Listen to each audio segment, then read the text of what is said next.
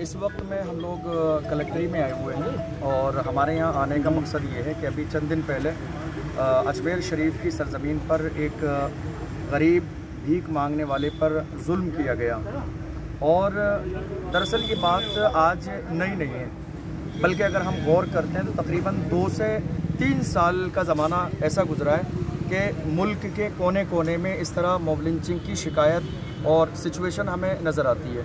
लेकिन अफसोसनाक सूरत हाल ये है कि इस पूरे ज़माने में, और ख़ास तौर पर तकरीबन 2 साल मुकम्मल होने के करीब हो रहे हैं कि कोरोना का ज़माना है, और इस पूरे कोरोना के ज़माने में आप देख लीजिए कि हर चीज़ के लिए हमारे हिंदुस्तान की गवर्नमेंट की तरफ से बाज़ाब्ता गाइडलाइन तैयार की गई ताकि लोग उसके मुताबिक अमल करें और सुकून के साथ ज़िंदगी गुजारें कोरोना के ज़माने में। लेकिन अफसोसनाक सूरत हाल ये है कि अभी तक हमें कोई हुकूमत की तरफ से ऐसी गाइडलाइन जारी नहीं हुई, हमारी नज़र से नहीं गुजरी कि जिसमें इस तरह मॉब लिंचिंग करने वालों के ख़िलाफ़ हुकूमत की तरफ से कोई बयान दिया गया हो। और आप ये देख लीजिए, सिर्फ ये अजमेर का एक तनहा वाक़या नहीं है, बल्कि मुल्क के कोने कोने में इस तरह के वाक़यात मौजूद हैं जो हमारी और आप सब की नज़र से सोशल मीडिया के ज़रिए गुजरते रहते हैं। इंदौर की सरजमीन पर भी अभी ये ताज़ा वाक़या है, अजमेर की सरजमीन पर भी ये ताज़ा वाक़या है।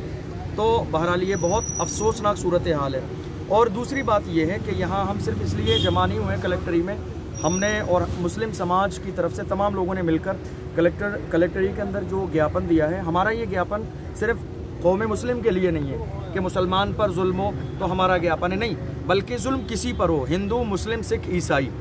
किसी पर जुल्म हो, हम तमाम लोगों के ऊपर जो जुल्म किया जाता है उसकी मजम्मत करते हैं। हमारा जो बयान है, हमारा यहाँ आना, हमारा ज्ञापन किसी एक ख़ास धर्म और उसके लिए नहीं है। जुल्म किसी के भी साथ हो, किसी के भी साथ जुल्म हो, किसी को मारा जाए, किसी को सताया जाए, हम तमाम के ख़िलाफ़ जो है खड़े हुए हैं। हम आज यहाँ इसलिए आए हैं चूँकि हमें उम्मीद है कि बहुत तेज़ी के साथ हमारा ये ज्ञापन हमने कलेक्टर साहब के ज़रिए जो है हमारे राज्य सरकार की जो राजस्थान सरकार की जो मुख्यमंत्री हैं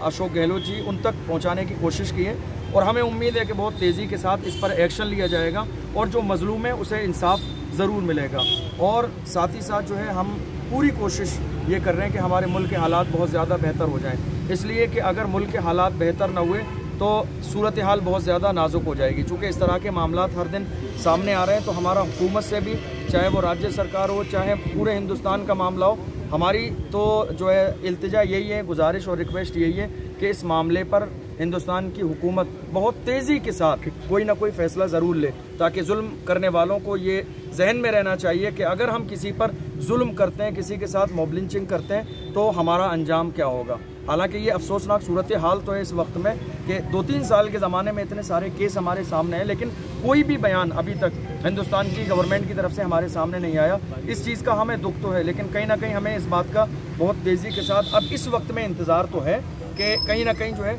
सिचुएशन को देखकर हुकूमत इस मामले पर जो है गौर और खोज करेगी, तवज्जो देगी, और इंशाअल्लाह इस चीज़ को जो आज हमने ज्ञापन दिया है, जो अजमेर शरीफ का वाक़या है, उस मजलूम को ज़रूर इंसाफ मिलेगा।